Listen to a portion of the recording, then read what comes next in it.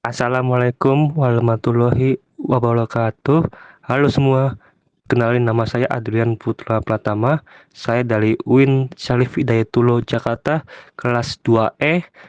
Di sini saya mau jelaskan tentang teknologi jalinan LAN, WAN, dan wireless. Oke, sekarang ada sub materi yaitu bagian-bagian isi dari judulnya. Yang pertama ada LAN atau disebut juga Local Area Network. Nah, yang kedua ada WAN atau disebut juga Wide Area Network. Yang ketiga itu ada MAN atau disebut juga Metropolitan Area Network. Nah, yang keempat yaitu teknologi Wi-Fi atau disebut Wireless Fidelity. Yang kelima Bluetooth, dan yang keenam ada teknologi 5G. Sekarang masuk bagian Local Area Network. Nah, Local Area Network atau LAN adalah jalinan komputer yang mencakup area geografis terbatas seperti rumah, gedung kantor, laboratorium komputer, sekolah, atau kampus universitas. LAN dirancang untuk menghubungkan komputer dan perangkat lain dalam jarak dekat, memungkinkan pengguna untuk berbagi sumber daya, data, dan perangkat keras. Sekarang bahas bagian karakteristik utama LAN. Nah, yang pertama ada cakupan geografis terbatas, yaitu LAN mencangkup area geografis yang kecil dan terbatas, biasanya dalam satu gedung, kantor, kampus, atau rumah, jangkauan sekitar 100 meter hingga beberapa kilometer saja. Nah, yang kedua ada kecepatan tinggi, yaitu LAN menawarkan kecepatan transfer data yang tinggi, umumnya berkisar dari 100 Mbps hingga 10 Gbps atau bahkan lebih tinggi dengan teknologi terbaru. Nah, yang ketiga ada latensi rendah, yang artinya LAN memiliki waktu tunda yang sangat rendah dalam penerimaan dan penerimaan data, biasanya dalam hitungan milidetik, yang memungkinkan komunikasi real time tanpa hambatan. Yang keempat ada kepemilikan pribadi. Nah, ya ini LAN biasanya dimiliki, dikendalikan, dan dikelola oleh organisasi atau individu pribadi, bukan oleh penyedia layanan telekomunikasi publik. Yang kelima ada topologi jalinan, yaitu LAN dapat menggunakan berbagai topologi seperti BIS, Starlink, Mesh, atau hybrid, tergantung pada kebutuhan desain jalinan. Topologi star adalah yang paling umum digunakan saat ini. Nah, yang keenam ada media transmisi, yaitu LAN menggunakan berbagai media transmisi seperti kabel, twisted pair atau UTP dan STP, kabel koaksial, kabel fiber optik, atau media kabel atau Wi-Fi. Nah, yang ketujuh ada protokol komunikasi, yaitu LAN menggunakan protokol komunikasi tertentu seperti Ethernet atau disebut IEEE 802.3, Wi-Fi IEEE 802.11 atau token ring. Yang ke-8 ada skalabilitas, yang artinya LAN dapat dengan mudah diperluas untuk mengakomodasi lebih banyak perangkat dan pengguna, meskipun tetap dalam batasan geografis tertentu. Nah, yang ke-9 ya ada keamanan, yang artinya LAN menawarkan tingkat keamanan yang lebih tinggi karena akses fisik terbatas dan kemampuan untuk menerapkan berbagai mekanisme keamanan seperti firewall, enkripsi, dan kontrol akses. Nah, yang ke-10, berbagai sumber daya LAN memungkinkan berbagai sumber daya seperti printer, scanner, penyimpanan data, aplikasi, dan akses internet di antara semua perangkat yang terhubung ke jalinan. Oke, selanjutnya ada jenis media transmisi LAN. Media transmisi LAN terbagi menjadi dua kategori utama, kabel dan kabel. Selanjutnya ada implementasi dan protokol LAN. Implementasi LAN mencangkup beragam skala dari jalinan rumah sederhana dengan beberapa perangkat hingga jalinan kompleks di perusahaan besar dan kampus dengan ribuan node. Protokol utama dalam LAN adalah Ethernet atau disebut juga IEE 802.3 untuk jalinan kabel yang menawarkan kecepatan dari 10 Mbps hingga 100 Mbps, serta Wi-Fi IEEE 802.11 untuk jalinan kabel dengan berbagai standar seperti 802.11ac dan 802.11as yang terus berkembang untuk mendukung kebutuhan konektivitas modern. Sekarang bagian Metropolitan Area Network. Metropolitan Area Network atau MAN adalah jalinan komputer yang mencakup area geografis yang lebih luas dari LAN, biasanya sekulon kota atau kabupaten dengan jangkauan hingga puluhan kilometer. MAN sering digunakan untuk menghubungkan beberapa LAN yang terpisah secara geografis tetapi masih berada dalam satu wilayah metropolitan. Oke, lanjut bahas karakteristik utama WAN. Yang pertama ada cakupan geografis luas, yaitu mencakup area yang sangat luas, bisa meliputi kota, negara, bahkan benua. Nah, yang kedua ada kecepatan bervariasi, umumnya lebih lambat dari LAN, berkisar dan beberapa kbps hingga dbps tergantung teknologi dan infrastruktur. Yang ketiga ada latensi lebih tinggi, yaitu waktu tunggu penerimaan data lebih besar karena jarak yang jauh dan banyaknya perangkat perantara. Yang keempat ada kepemilikan publik atau swasta, yaitu biasanya dikelola oleh penyedia layanan telekomunikasi atau gabungan infrastruktur publik dan swasta. Yang kelima, media transmisi beragam menggunakan kombinasi kabel serat optik, satelit, gelombang mikro, dan jalinan telepon. Yang keenam ada protokol komunikasi, yaitu menggunakan protokol seperti TCP atau IP, frame relay, ATM, MPLS, dan berbagai protokol routing untuk mengatur komunikasi jarak jauh. Yang ketujuh ada menghubungkan berbagai jenis jalinan dan perangkat yang berbeda teknologi dan platform.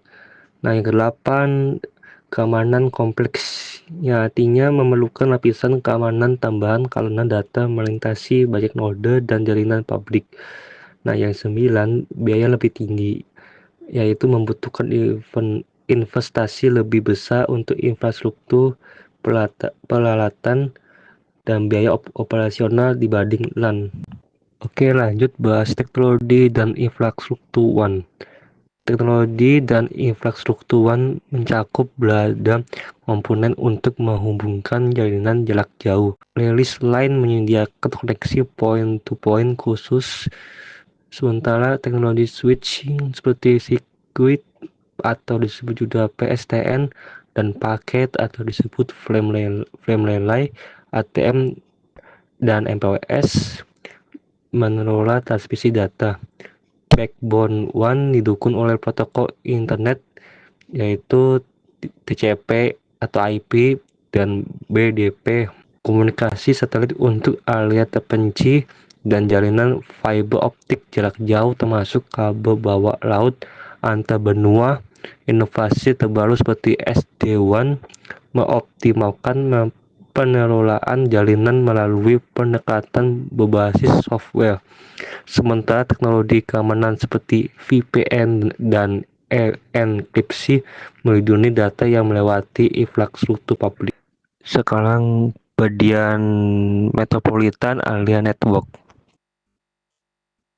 Metropolitan Area Network atau MAN adalah jalinan komputer yang mencakup area geografis yang lebih luas dari LAN, biasanya sekulon kota atau kabupaten dengan jangkauan hingga puluhan kilometer.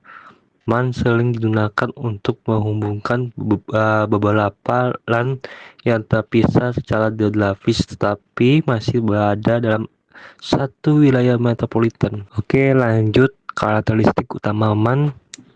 Yang pertama ada cakupan geografis menengah, yaitu mencakup area kota atau metropolitan sekitar beberapa kilometer hingga puluhan kilometer.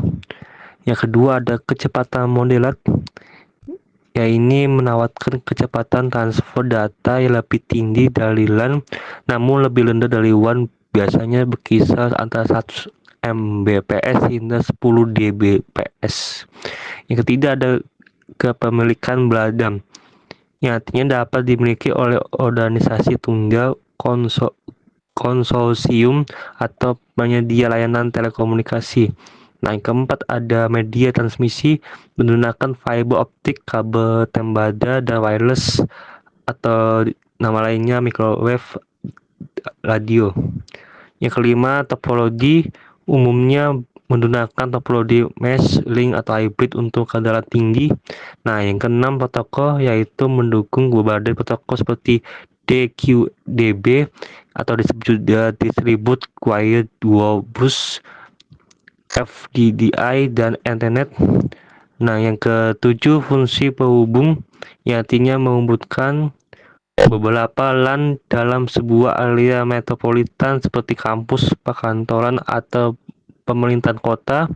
Nah, yang ke-8 ada keandalan, yang artinya memiliki redundansi sedang dengan beberapa jalur alternatif untuk komunikasi.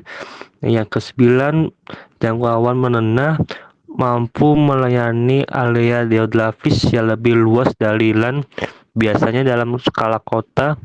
Yang ke-10 ada contoh aplikasi. Nah, contoh aplikasi jaringan kampus universitas, sistem transportasi cerdas kota, jaringan antar kantor pemerintah dalam satu kota. Selanjutnya ada implementasi MAN. Yang pertama, jaringan televisi kabel yang melayani satu kota. Yang kedua, jaringan peduluran tinggi dengan beberapa kampus yang tersebar di seluruh kota. Yang ketiga, jaringan antar cabang bank dalam satu kota. Keempat, jaringan pemerintah kota yang menghubungkan berbagai departemen seperti kepolisian, pemadam kebakaran, rumah sakit, dan kantor administrasi. Yang kelima, sistem transportasi cerdas kota yang menghubungkan lampu lalu lintas, kamera pengawas, dan pusat kontrol. Lanjut, fungsi MAN. MAN sering berfungsi sebagai backbone untuk menghubungkan berbagai LAN dan juga dapat menyediakan koneksi ke WAN atau internet.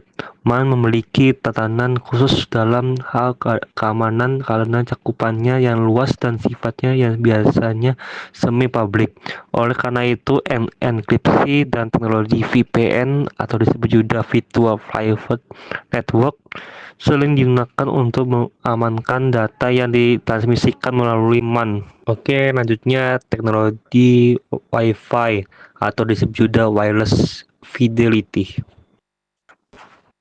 Wi-Fi adalah teknologi jaringan nirkabel yang memungkinkan perangkat elektronik untuk terhubung ke jaringan komputer tanpa menggunakan kabel fisik. Teknologi ini dikembangkan berdasarkan standar IEEE 802.11 dan telah menjadi metode koneksi utama untuk local area network atau disebut juga LAN nirkabel di seluruh dunia. Lanjut, standar Wi-Fi. Standar Wi-Fi telah berkembang secara signifikan sejak diperkenalkan pertama kali. Yang pertama ada IEEE 802.11a tahun 1999. Ini kecepatan maksimum 64 Mbps pada frekuensi 5 GHz. Nah, yang kedua IEEE 802.11b tahun 1999. Ini kecepatan maksimum 11 Mbps pada frekuensi 2,4 GHz. Nah, yang ketiga IEEE 802.11j itu tahun yaitu kecepatan maksimum 54 Mbps pada frekuensi 2,4 GHz. Yang keempat ada IEEE 802.11n Wi-Fi 4 tahun 2009, kecepatan hingga 600 Mbps, mendukung 2 band 2,4 GHz dan 5 GHz. Yang kelima ada IEEE 802.11ac Wi-Fi 5 tahun 2014, kecepatan hingga 3,5 Gbps, terutama pada 5 GHz. Nah, yang 802.11ax Wi-Fi 6 tahun 2019, kecepatan hingga 9,6 Gbps, lebih efisien, mendukung 2 band. Nah, yang ketujuh ada IEEE 802.11be Wi-Fi 7 dalam penerbangan. Ini kecepatan teoretis hingga 40 Gbps, multiband 2,4 GHz, 5 GHz, dan 6 GHz. Oke, lanjut karakteristik dan komponen Wi-Fi. Bagian karakteristik ada Wi-Fi beroperasi pada spektrum radio berlisensi, terutama pada frekuensi 2,4 GHz dan 5 GHz. Spektrum 2,4 GHz menawarkan jangkauan yang lebih jauh tetapi lebih rentan terhadap interferensi. Sedangkan spektrum 5 GHz menawarkan kecepatan lebih dengan jangkauan yang lebih terbatas. Standar terbaru juga mulai mengadopsi spektrum 6 GHz untuk meningkatkan kapasitas dan mengurangi interferensi. Bagian komponen ada access point atau disebut juga AP, perangkat yang menghubungkan perangkat nirkabel ke jalinan kabel, bertindak sebagai jembatan antara jalinan nirkabel dan kabel. Kedua, adapter Wi-Fi, perangkat penerima komputer, smartphone, atau perangkat lain yang memungkinkan koneksi ke jalinan Wi-Fi.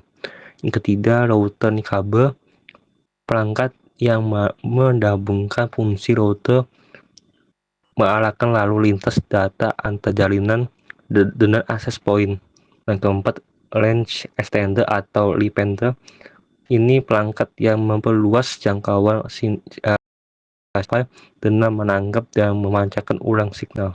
Selanjutnya ada keamanan dan aplikasi Wi-Fi.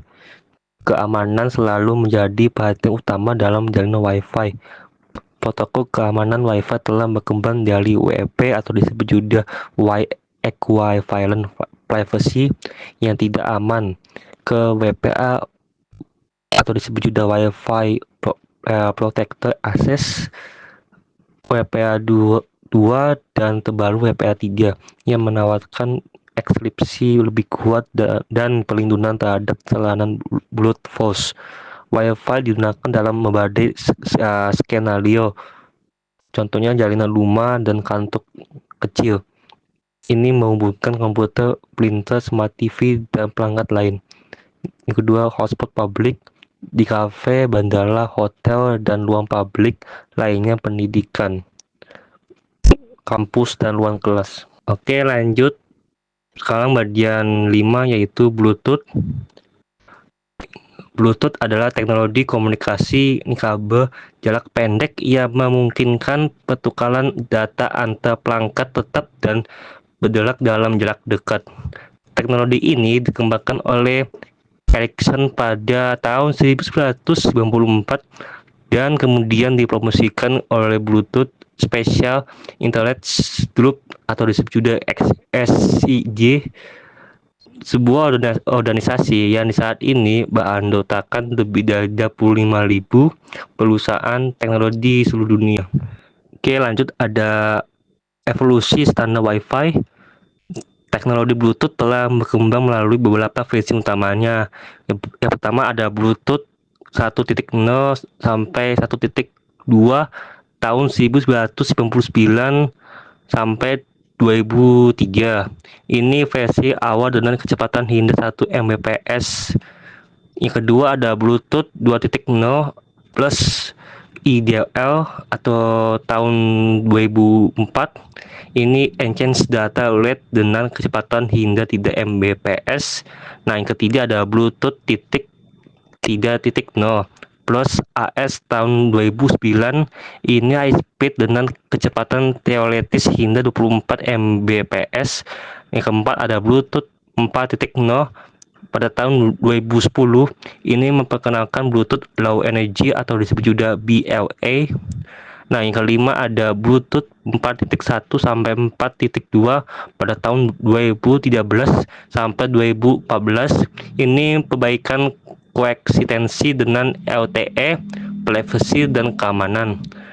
Nah, yang keenam ada Bluetooth 5.0 pada tahun 2016. Ini peningkatan jangkauan 4 kali, kecepatan 2 kali, dan kapasitas broadcast 8 kali dibanding Bluetooth 4.2. Naik yang ketujuh ada Bluetooth 5.1 sampai 5.3 pada tahun 2019 sampai 2021. Ini penentuan ala audio berkualitas tinggi dan optimasi daya. Naik ke 8 ada Bluetooth 5.4 pada tahun 2023, yaitu pembaruan baru dengan fokus pada IoT. Oke, lanjut bagian karakteristik teknis. Ini Bluetooth beroperasi pada pita frekuensi ISM atau disebut juga industrial, scientific, and medical. Ada 2,4 DHz, menggunakan teknik split spectrum frequency hopping untuk mengulangi interferensi dan fading. Ini berarti perangkat Bluetooth secara konstan berpindah di antara 79 frekuensi berbeda hingga 1600 kali per detik. Oke, lanjut bagian keamanan Bluetooth. Ini menjadi 4 bagian. Yang pertama ada pairing, yaitu proses membangun koneksi aman antara dua perangkat. Yang kedua ada enkripsi, yaitu melacak data yang ditransmisikan. Yang ketiga ada autentikasi, ini memverifikasi identitas perangkat. Dan keempat authorization, yaitu mengontrol akses ke layanan. Oke, lanjut yang keenam, yaitu teknologi 5G. Teknologi 5G adalah generasi kelima teknologi jaringan seluler yang menawarkan peningkatan dramatis dalam kecepatan, kapasitas, latensi, dan konektivitas dibandingkan generasi sebelumnya. 5G dirancang tidak hanya untuk meningkatkan komunikasi mobile, tetapi juga untuk mendukung transformasi digital di berbagai industri dan memungkinkan teknologi masa depan seperti kendaraan otonom, kota pintar, dan Internet of Things atau disebut juga IoT skala besar. Oke, selanjutnya ada bagian karakteristik utama 5G. Yang pertama ada kecepatan ultra tinggi, yaitu kemampuan mentransfer data dalam jumlah besar dengan sangat cepat, biasanya dalam satuan dbps atau tbps. Nah, kedua adalah latensi ultra rendah. Ini waktu tunda minimal antara penerimaan dan penerimaan data, penting untuk aplikasi real time. Nah, yang ketiga ada kendala tinggi, yaitu kemampuan menangani banyak perangkat dan koneksi sekaligus tanpa menurunkan kualitas layanan. Yang keempat media transmisi, yaitu saluran fisik untuk penerimaan data seperti kabel fiber optik, kabel tembaga, atau gelombang radio. Yang kelima ada topologi, ini struktur fisik atau logis yang menentukan bagaimana perangkat dalam jaringan saling terhubung. Yang keenam protokol, yaitu aturan standar yang mengatur komunikasi data antara perangkat dalam jaringan.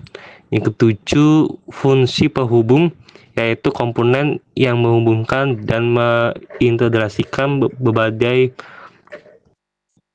bagian jaringan seperti router dan switch. Yang kedelapan ada keandalan. Ini kemampuan jalinan beroperasi tanpa gangguan dan mempertahankan kinerja dalam berbagai kondisi. Yang kesembilan ada jangkauan menengah, yaitu cakupan lapis jalinan yang tidak terlalu luas namun tidak terlalu sempit. Dan ke-10 ada contoh aplikasi. Ini menggunakan praktis dengan teknologi jalinan seperti video streaming 4K, konferensi virtual, atau IoT.